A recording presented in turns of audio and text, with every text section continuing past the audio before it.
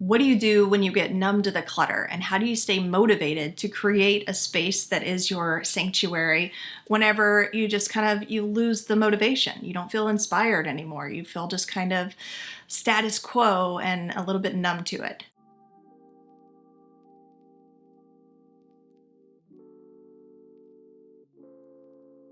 Before we dive in, if you're new here, I want to invite you to go ahead and subscribe and turn on the notifications. My channel here at Danielle is all about creating holistic and clutter-free spaces. So if you are into creating an inspired environment for yourself or a place where you can just function more optimally, then you should definitely subscribe and hang around. This is something that I really enjoy talking about because I think that it applies to everybody. And there are definitely areas of my life where I'll start to lose motivation. You know, I start off all gung-ho and I have this idea and I'm inspired and motivated, and then somewhere along the process, I just start to feel a little less motivated. I feel a little more like procrastinating and less like doing the thing that I want to do.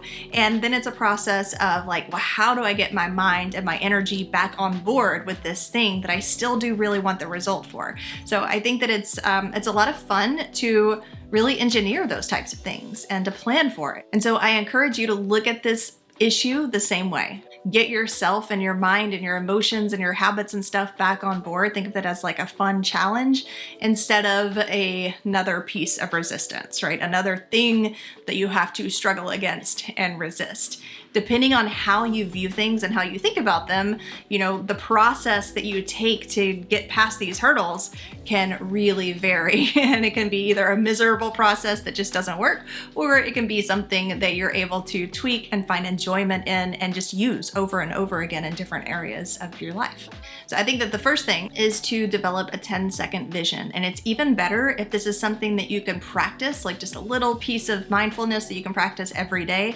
I always say that the number one thing to do whenever you're wanting to create something new in your life, especially when you're wanting to create a new space that you can thrive in and function more optimally in, is to really get clear on your why, your purpose. You know, when you connect to that purpose, it gives you just energy. It's like the fuel that gets you from where you are to where you want to be. And if you don't have a strong why or a strong purpose, it can be really difficult to motivate yourself when you do get into those sluggish times. But it doesn't always have to be something that's so big. You know, a lot of times we think that in order to connect to our why or develop a vision, we need to go all out and create a vision board and get the magazines and, you know, clip out the images and get the glue so that we can paste them together. And actually, I have really enjoyed making vision boards in the past. I do find them beneficial, but yeah, it's time consuming and it's not something that you have to do. You can literally make a vision in as little as just like 10 seconds. And if you do that every single day, you're still gonna get the benefit out of getting that motivation rolling, you know, getting an idea and clarity, because really having that clarity is what propels us forward. It gives us a little bit of excitement. Some, you know, I know how to do this. I know how this could look. I know how this could work. Figuring things out sometimes is the biggest slog. It's the thing that we resist so much because we just don't know what to expect. And we don't know what we're doing. And when you get a little bit of clarity on that, it just makes the whole process much easier and gives you inspiration and motivation at the same time. So you don't have to sit out and pull out your bullet journal and just make, you know, like a couple of hours long journaling to really connect to yourself and your why. If you enjoy doing that, that's great. But really, all it takes is just 10 seconds of just really focusing, you know, just like letting your mind focus and get centered and think about all the things that you want to feel and experience and the benefits from your space, and take it from there. And from there, you start using these other tools that I'm going to share with you. Because number 2 is to feed your brain. This is something that I use all the time. Like if there's something that you're wanting to improve in, keep it top of mind. And the easiest way to do that is to put it in the places where you're already going. Put it in your Facebook feed if you're on Facebook, Instagram feed if you're on Instagram. If you're on Pinterest, then make sure that you're following Pinterest accounts that are gonna show you, you know, pictures of inspired spaces that are really gonna inspire you to move along. We're inspired visually. We're inspired with words, you know, we're inspired by hearing other people share what they've done and show us what they've done, right? So, you know, put that in your feed wherever you are. It doesn't have to be somewhere online if you're not a digital person, you know, maybe Maybe it could be in some of the magazines that you're reading or documentaries that you're watching, you know, just whatever it is that you're interacting with. And I do think that that translates into the people that you're surrounding yourself with, and surrounding yourself with people who are going to support the goals and the visions that you're trying to achieve. But really, the step number 2 of feeding your brain feeds in really nicely to step number 1, which was that 10-second vision. Sometimes we don't have perfect clarity on what that vision would be, but when we have this outside inspiration and motivation kind of coming at us continuously without us even having to try, it's really a passive effect. It can just lead naturally to these visions and these ideas of what it is that you want from your space. And that's how we get motivated and inspired to take action, which incidentally is number 3, to take action. I think that it's funny that so many people think that in order to take action, they need to first be motivated or inspired, and that rarely is the case. You know, it is the case sometimes. We've all experienced that, where we hear somebody speak or we see an image and then ding, but that's not where we live. You know, like I said in the beginning of this video, we don't live in 100% motivation and inspiration. That's not a reality. We're not able to maintain that level all the time. But you can build inspiration and motivation through taking action, because action brings clarity.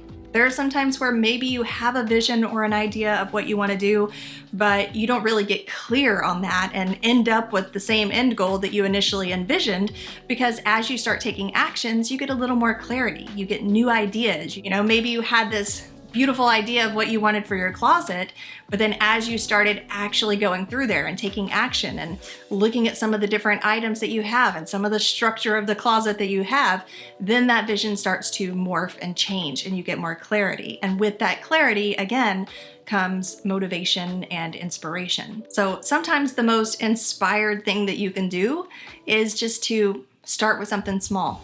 Clear out a single drawer, or, you know, think of one category of item like pens or batteries or, you know, small office supplies or something like that, and just get started in that one area and then see how those results give you a little bit of momentum. Number 4 is to take a picture a week of the space that you're working on. Sometimes we feel like we're just not making any progress. We feel like we're dumping hours and energy into something that, oh, this looks the same or worse than when I started. And you can really see those changes come through in images, whereas your brain has kind of just gotten used to the way that things look. And this is true for people who haven't started decluttering and they just don't see the clutter that's in their space because their brain has just made it like, this is part of the walls, this is part of the background, this is what's always here. It doesn't stand out as being important information. But when you take a picture, for some reason, you're able to see things in pictures that you don't notice when you're actually standing in the space from that perspective. So taking a picture a week can really help to give you clarity on different spots that maybe need a little more TLC than you realized, but also they can show you that you're making more progress than you realized. And they can show you the steps that are kind of taking place during that progress.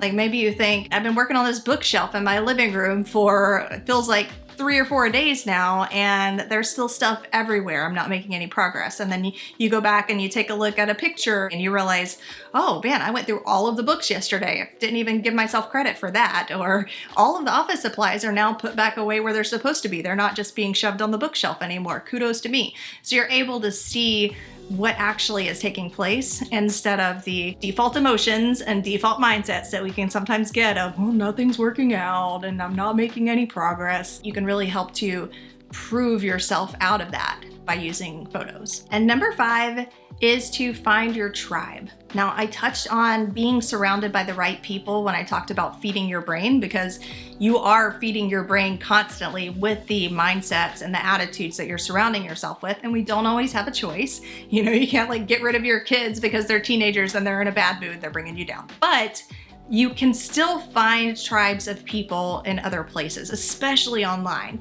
I see people all the time down in the comments of different videos, just like chatting on each other's comments. Even in the video where I shared aha moments, decluttering aha moments, people were sharing their aha moments, and then other people were commenting on those people's comments saying, this is my new aha moment. This is amazing. I'm so glad you shared this. And sometimes just having that connection with other humans, because we are a social species, whether you feel like you're a social person or not. You know, I'm actually a very introverted person, but I still can feel extra motivated and empowered when I'm around other people who have the same goal that I have or who are going through the same thing that I am, because that's how our brains are wired. So, you know, whether it is like looking down in the comments on some of the YouTubers that you watch, or following a Facebook group that has other people who are going through the same process that you are, or Reddit. I've seen some really cool Reddit pages where people are sharing what they've learned, what they worked through, and asking questions from other people who have gone through the same thing. Wherever your people are, it can really be beneficial in helping you to maintain that motivation and inspiration toward your goals. I see it happen all the time. I see it happening even in the decluttering world all the time. So those are my 5 tips when it comes to getting yourself out of feeling numb to the clutter. And when you're really feeling like you've lost the motivation and the inspiration, there are things that you can do, and they can be a lot of fun. So you can get started now. Be sure to share your takeaways down in the comments. And if you see somebody else who says something that you feel like you can relate to, be sure to leave a comment on their comment. That's how we communicate, and that's how we grow. And I will chat with you here next week.